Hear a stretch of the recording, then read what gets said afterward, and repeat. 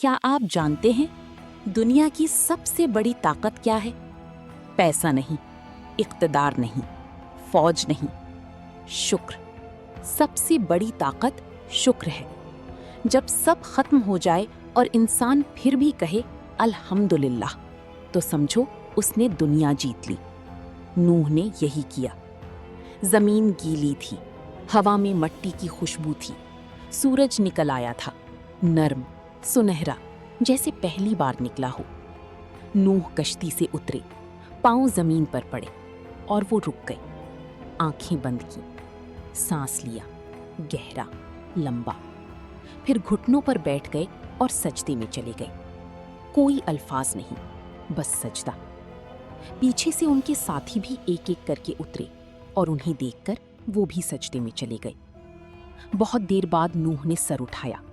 ساتھیوں نے دیکھا، ان کی آنکھیں سرخ تھیں، گال بھیگے تھے، لیکن چہرے پر سکون تھا، ایسا سکون جو 900 سال کی محنت کے بعد ملتا ہے۔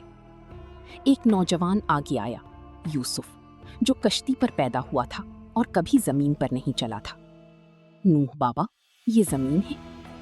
ہاں بیٹا، یہ اللہ کی زمین ہے۔ کیا یہ ہماری ہے؟ نوح نے مسکراتے ہوئے کہا، یہ ہماری امانت ہے، اللہ نے دی ہے، ہمیں سنبھالنی ہے۔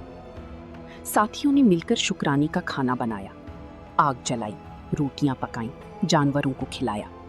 بچے دوڑتے پھرے، پہلی بار آزادی سے کھلی زمین پر، اور نوح ایک پتھر پر بیٹھ کر یہ سب دیکھتے رہے، ایک نرم مسکراہٹ ہونٹوں پر۔ لیکن ایک لمحے میں کنعان کا خیال آیا۔ نوح نے آنکھیں بند کی۔ ساتھ بیٹھی ایک بوڑھی عورت مریم نے پوچھا، نوح بھائی، کیا سوچ رہے ہو؟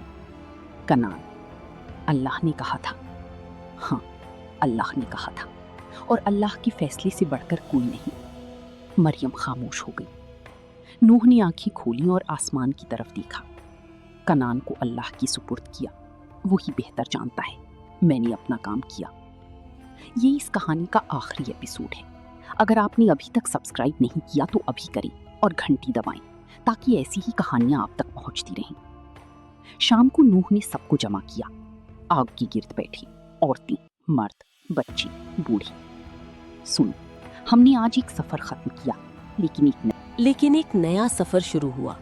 اس زمین پر ہمیں اللہ کا نام بلند کرنا ہے، محبت سے، عدل سے، محنت سے۔ ایک بچی نے پوچھا، نوح بابا، آپ کو کبھی ڈر نہیں لگا؟ نوح نے بچے کی طرف دیکھا اور مسکرائے، لگا، بہت لگا، لیکن جب ڈر لگا تو میں نے اللہ کو یاد کیا، اور جب اللہ یاد آئے تو ڈر کم ہو جاتا ہے۔ رات گہری ہو گئی۔ نوح آخری بار اٹھے اور کشتی کے پاس آئے، وہ کشتی جس نے انہیں بچایا۔ انہوں نے اس کی لکڑی پر ہاتھ رکھا، جیسے کوئی پرانی دوست سے آخری بار ہاتھ ملائے، پھر مڑے اور اپنے لوگوں کی طرف چل دیے۔ نوح نے ہمیں سکھایا، ہار نہیں مانتے جب اللہ ساتھ ہو، محبت کرتے ہیں چاہے جواب میں پتھر ملے، سچ بولتے ہیں چاہے سب اکیلا کریں، شکر کرتے ہیں ہر حال میں، اور آخر میں اللہ کا فیصلہ ہی سب سے بڑا ہوتا ہے۔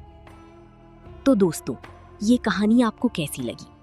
اگر آپ کو یہ سیریز پسند آئی تو کامنٹ میں لکھیں نوح علیہ السلام کو سلام، اور یہ ویڈیو اپنے کسی پیارے کے ساتھ ضرور شیئر کریں، کیونکہ ایک نیکی کی بات پھیلانا بھی صدقہ ہے۔